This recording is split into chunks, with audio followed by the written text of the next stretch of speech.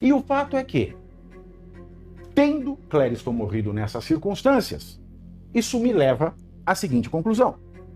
De acordo com a lei, é de acordo comigo, é de acordo com a lei, é de acordo com a lei. Em primeiro lugar, senhores, o ministro Alexandre de Moraes tem responsabilidade por isso? Tem. Por que é que tem? Porque no Código Penal, o artigo 135 diz: deixar de prestar assistência, quando possível fazê-lo, a pessoa inválida ou ferida ou em grave e iminente perigo, que era o caso dele. Pena, detenção de 1 a 6 meses ou multa. Parágrafo único. A pena é triplicada se ela resulta em morte. Ou seja, a pena aqui vai de 3 meses a 1 ano e meio. Depois, o artigo 136 diz: expor a perigo a vida ou a saúde de pessoa sob sua autoridade, guarda ou vigilância, quer abusando de meios de correção ou disciplina, que é o caso. Se isso resulta em morte, a pena é de reclusão de 4 a 12 anos.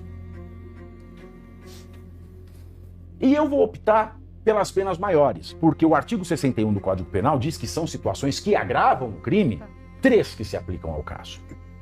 Artigo 61, inciso 2, letras A, G e I. Ter o agente cometido o crime por motivo torpe, não há razão pela qual ele não possa ter olhado. 2, com abuso de poder ou violação do dever inerente ao cargo. Ele devia ter visto. O PGR se manifestou. E 3, quando o ofendido estava sob a imediata proteção da autoridade. Ele estava sob imediata proteção do Estado porque estava encarcerado. Logo, eu tenho a penalidade do artigo 135, que é de 1 ano e meio, mais 12 anos pelo artigo 136.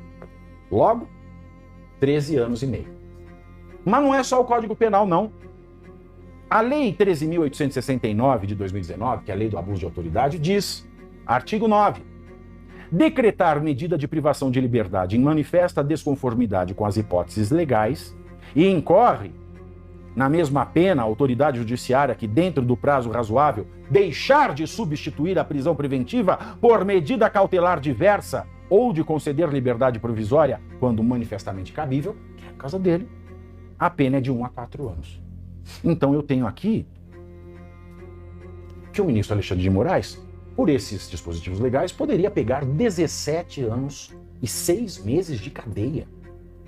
Mais multa. Que poderia ser de quanto? Não Sabe? sei. Não Isso sei. é avaliando o caso. Mas vamos esquecer a multa. 17 anos e meio a prisão. 17 anos e meio, não é pouca coisa. E como isso poderia ser aplicado? Boa Fábio? pergunta. Porque contra o presidente da República, por exemplo, só o Procurador-Geral da República pode oferecer uma denúncia. Ah, sim. Porque só o Procurador-Geral da República pode oferecer denúncias a quem tem o foro privilegiado. Então, só o Procurador-Geral da República pode oferecer uma denúncia criminal contra um ministro do STF. Ah, Aí vem uma questão.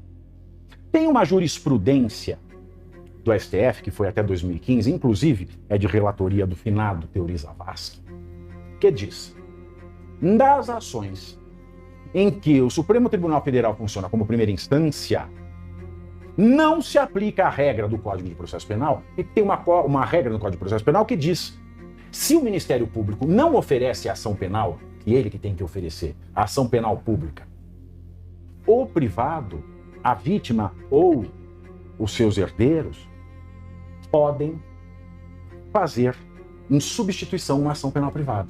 Nesses casos de competência primária do STF e que o PGR é o único legitimado a fazer a denúncia, não se pode ter a substituição da ação penal pública pela privada. Então, se o PGR não faz, ninguém pode fazer. nossa, você tá... Mas tem um detalhe esta decisão, que ninguém se percebeu. Ele diz o seguinte: nesses casos, não se pode ter a substituição da ação penal pública pela ação penal privada, da mesma forma que não se pode admitir assistente de acusação privada. E aí vem um detalhe importante. Quando as imagens de Roma chegaram ao Brasil, o ministro Toffoli admitiu que a família do Alexandre de Moraes fosse assistente de acusação do caso. Logo, se eles romperam com a jurisprudência, também deve ser possível que a família de Clériston, diante da inércia da Procuradoria-Geral da República, promova diretamente uma ação penal contra o ministro Alexandre de Moraes, pedindo a sua condenação em uma pena que poderia chegar a 17 anos e 6 meses. E eu já me prontifiquei a ajudá-los se eles quiserem, se não tiverem advogado. Porque isso que aconteceu é inadmissível. E não só